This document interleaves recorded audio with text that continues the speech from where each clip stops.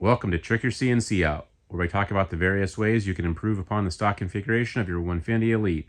Today, optimize your wasteboard.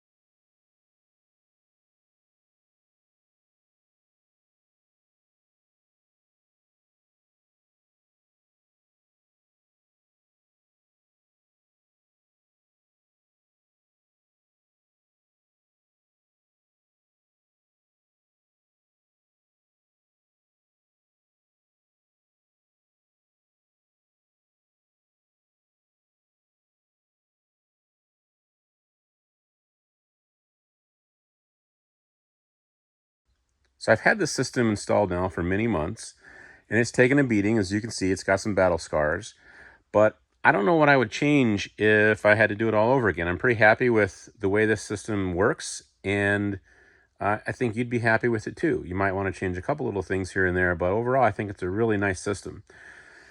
Let's start with talking about the T-Track. First, I'm a fan of T-Track. I really like it for clamping. I specifically chose this Armor T-Track, this double-sided stuff, and the reason why is because it's got another side of track underneath there that I can throw a T-nut in or T-bolt in and bolt it down in a through hole or a series of through holes through the tabletop. And that allows me to lock it down like it's not going to go anywhere. So that allows me to put as much clamping force as I want on my material, and it's not gonna strip out those little screws that come with normal T-Track, and I won't have to glue it down to accommodate for those weak screws. And I think that's important because someday I could see how we would end up replacing the spindle mounts on our Z20 sliders, and that would likely move the spindle forward some. If that does, because this T-Track is all mounted on those bolts, they'll just slide forward a little bit. And they're not glued. I can easily do it. Just loosen those nuts on the bottom of the table, slide them forward, lock them back down, move the wasteboard with it, and I'm back in business again. So I think that could happen. It's a little bit of investment protection or future proofing of the system. So that's one thing. Another thing that I found really early on with my initial setup using normal T-Track was adjusting clamps was a pain in the neck, to be nice about it. I would get something clamped on, and I'd have a series of clamps installed along the T-Track on a piece of material, which I don't have any material here, but you get the idea with the visual here, I think, with multiple clamps. And then I would decide, you know what, I need to put another one. Let's just say I need to put it here. And in order to do that, I would have to undo, say, this one, back it completely out of the end of the T-Track. Let's just kind of go through that. Then I'd have to or maybe just move this one, loosen it, move it forward, move this one forward, and then put another one in. And that was a pain in the neck because everything has to enter and exit from the ends of the T-Track. I hated that. So one nice thing about this Armor stuff, and I don't have any relationship with Armor, I just think they make good stuff here. It has these notches, and these notches allow me to insert a clamp anywhere I want to every 12 inches. So as long as I have access to one of those slots, which are every 12 inches, I can insert and remove clamps without disturbing the others. And that is a very nice thing. And it's not just for when I've already got things clamped on.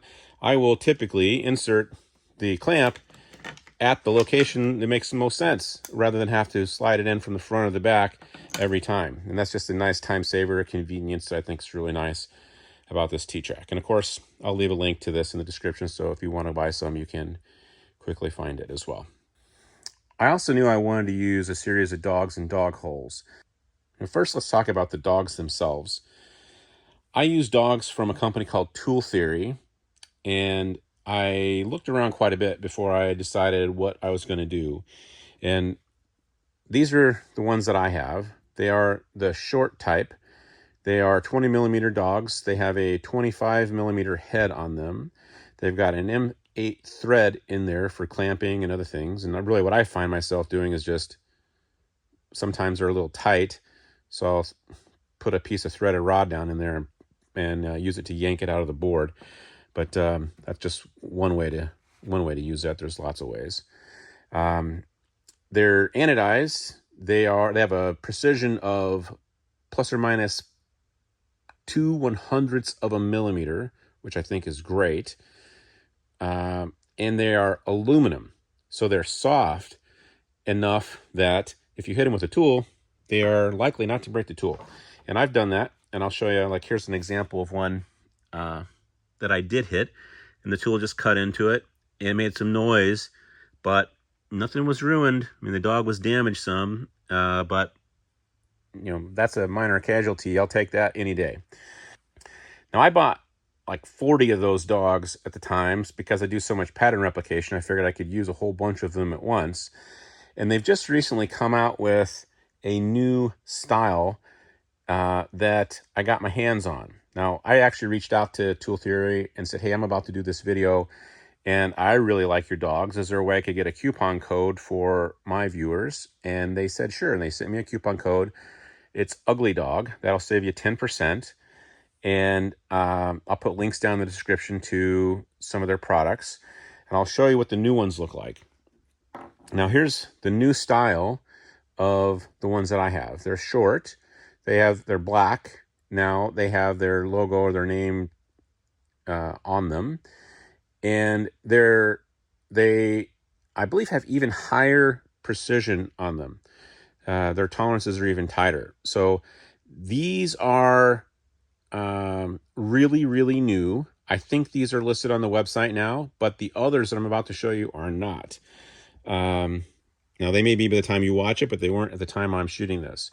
Now, these are the flat-sided ones, which I almost went with these to begin with. My thought was that, well, these are round and smooth. They are not going to put big dents into or grooves that are kind of dig into my material, which some dogs are not smooth on the edge, so they could do that. And I thought these would even be a step further potentially in that they are flat and they have a big flat surface to register against, so they're just not going to create any impression. So that's one thought that I had with these, and you might decide you like these a little bit better than the flat ones that I use. And there are also these stubby ones, which, you know, compared to the short ones, these are actually tall to me, but they have others that are, I think, called tall. These don't have the M8 thread on them, but you might use these for taller stock, where you want to have a more surface area register against the dog. And you might find other reasons to use these that I haven't even dreamt of. And they've got a bunch of other dogs on their website, you know, different shapes and sizes and made out of different materials, including even stainless steel if you'd like to go down that path. So I'd encourage you to check them out. Save 10% on anything you want to buy from them with the coupon code. And, you know, good stuff. I'm very happy with it. So now down to the pattern with these things. I initially put my T-track further apart, which was a mistake because my clamps couldn't easily reach the material from a piece of T-track. So I think this distance apart is appropriate. And I also had a number of changes I made to the way I laid the dogs out. And I'll kind of go through how they are now and why I think that that's good. So first, the dog holes are spaced on the x-axis 100 millimeters apart. And I did that because it's really easy to count by 100. I can say, okay, you know, 0, 100, 200, 300. I mean, anybody can do that. 400, 500, 600, 700, right? Piece of cake. I don't have to do any math or add fractions. And if I look then at these diamond shapes, that where these corners are created, from this diamond to that diamond is 200. And that's easy as well, right? 0, 2, 400, 600, 800, 1,000. And there is another slat here that can be put in place of the rotary. I don't have it installed right now, but I'll include that in the diagram that I share with you. Now, along the y-axis, I did things a little bit differently. They're still spaced on 200 millimeters diamond to diamond, which I think is important, but they are 70 millimeters tall, these diamonds, versus 100 millimeters wide. And that's important because of a couple reasons. One, sometimes you have really narrow stock that you need to register, and let me try to move this out of the way. And you need to be able to hit a dog when you want to cut something that's really narrow like that. If it was too far apart, you'd slide right past because you wouldn't hit the dog, or you'd slide further in than you'd like to, and you'd end up landing a corner on the edge of the dog, not on the surface that you intend to land on. So that's one reason. Another reason is sometimes you need some variability in the spacing of the dogs so that you can clamp or cut to the edge of your material without running into a dog. And you might not do that, but I do. I cut stock that is maybe already cut to size, and then I cut it the way that I need to cut it after it's on the machine, and I might cut all the way through the edge. And when I do that, I got to make sure that I'm not going to hit a dog when I hit the edge. So having that variable spacing gives you options, which is a really nice thing. So now the next thing I did, which may seem a little bit weird, but I started my corner from here. So the slats are all equal width, starting from this point right here, not here or the center of this T-track, but here. So the machine can cut all, basically where all of this black 4020 is, but it cannot drill the holes, for example, for this T-track because it's out of its cutting area. So I started here, and they're all equal distant, and I forget what the exact width is, but it'll be in the diagram, so you'll be able to see that. And I end up with this remainder on this side, which I did this on purpose so that when I got the ATC, I'd have a place to put the tool racks and have them fit along this side without disturbing or doing something weird with these. I had to make them a little bit different dimension, or have one of them be a little bit shorter or something along those lines.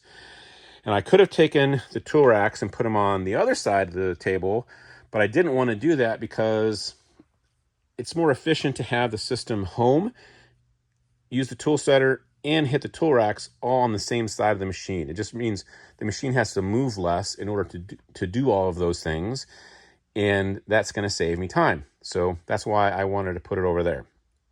And actually, while I'm at this, I'll pull one of these off and let you see.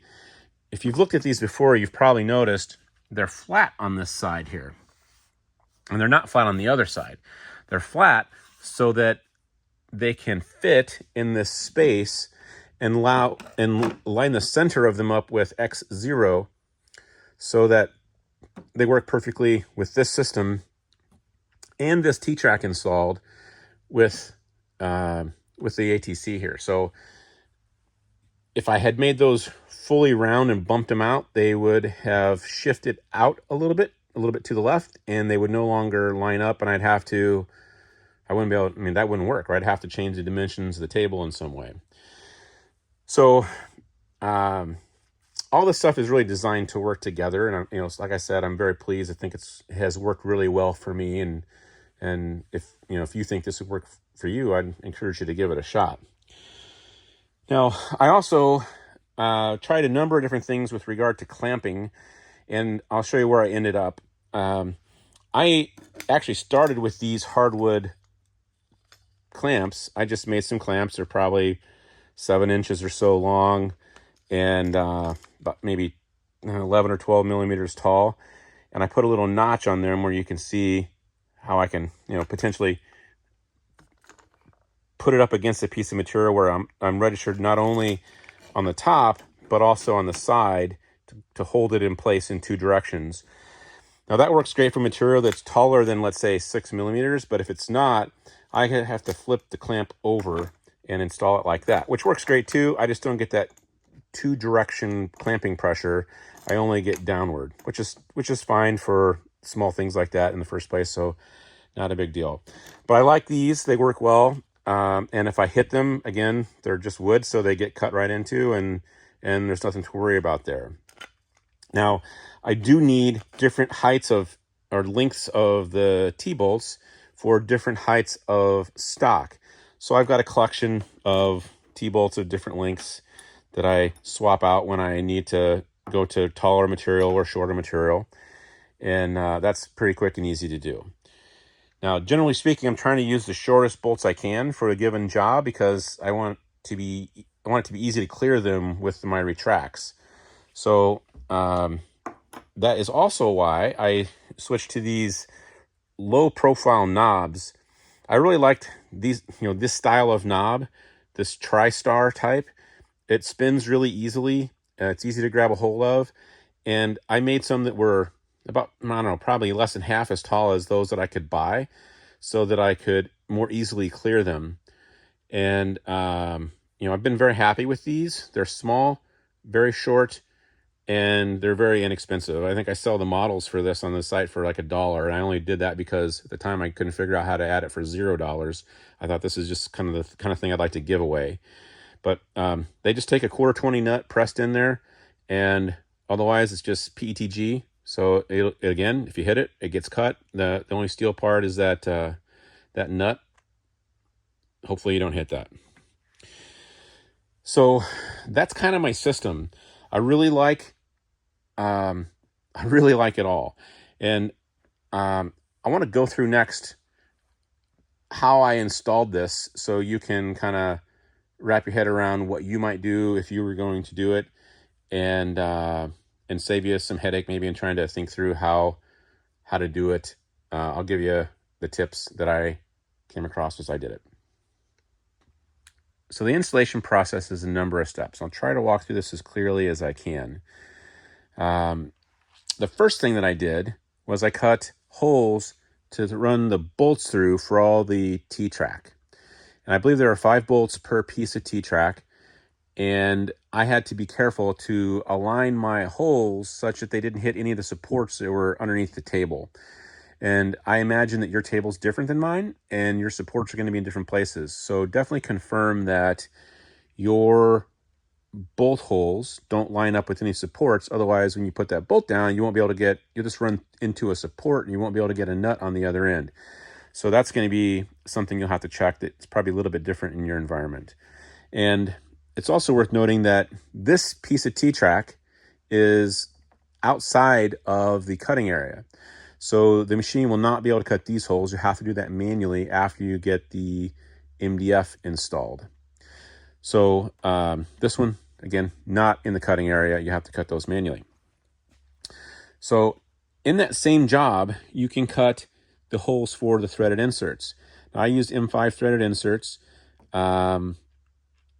They are cut in pairs for each slat and generally centered between the diamonds and also at the ends. The ends are a little bit different dimensions between the holes, just because the length of the bed isn't on an even increment there. So now at this point, you've probably got the bolt holes and the threaded inserts. If you're daring, you could install the thread inserts now.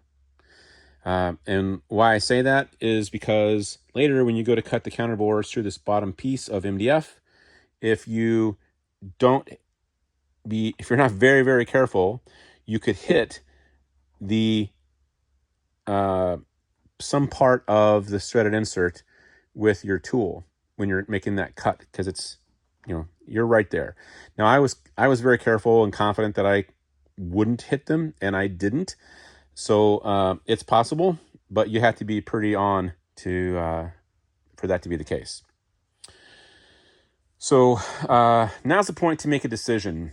And this is the one decision that I would reconsider. I'm not sure I'd change my mind, but I would at least think about it again. You need to decide whether you're going to cut dog holes all the way through your table or you're not, and they're just going to go through the MDF. in my case, I did cut them all the way through. And what that means is any dust that hits this area is just going to fall through. And sometimes it's going to go straight to the floor, like over here.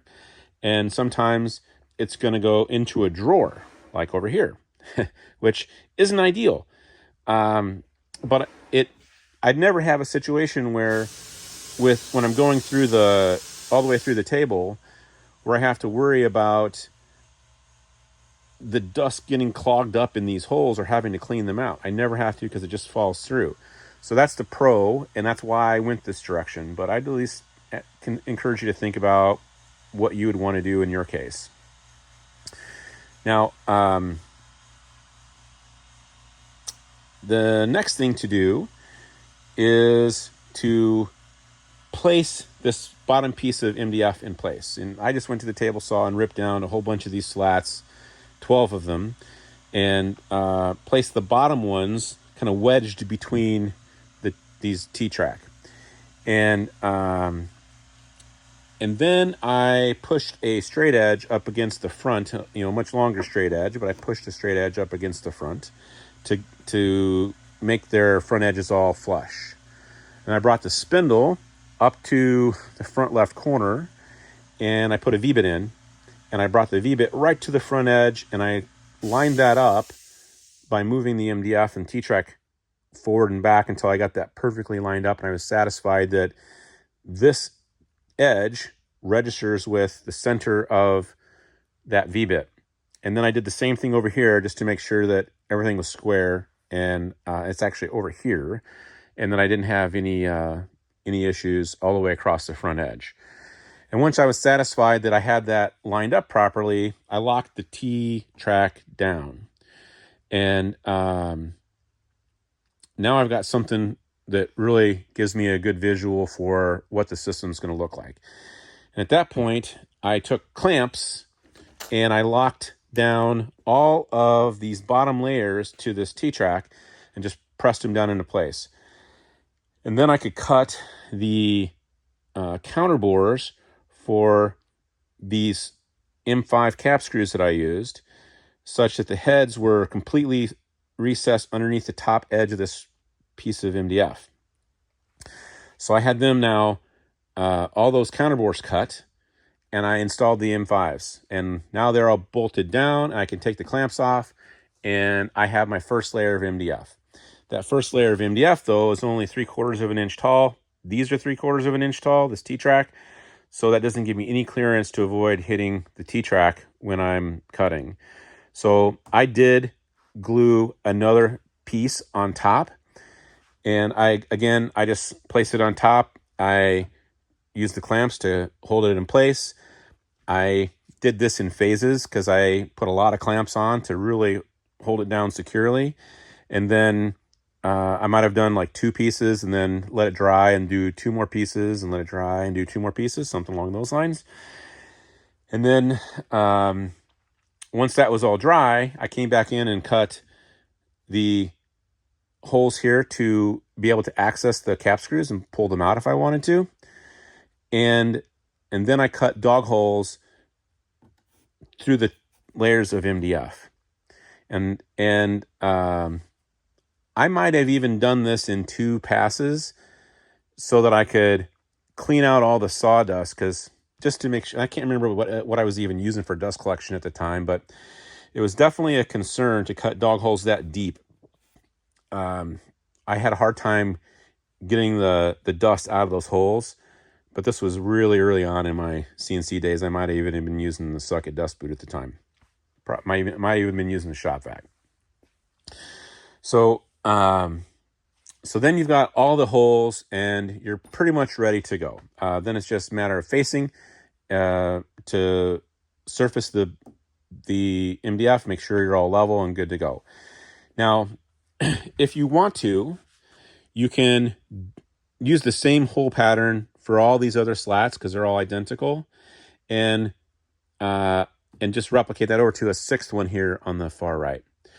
And once you get that mounted, you can drill holes to secure this piece of T-track with the same bolts like you did these But this, I use that MDF to register this, to squeeze it in as much as I could, and then manually drill those holes.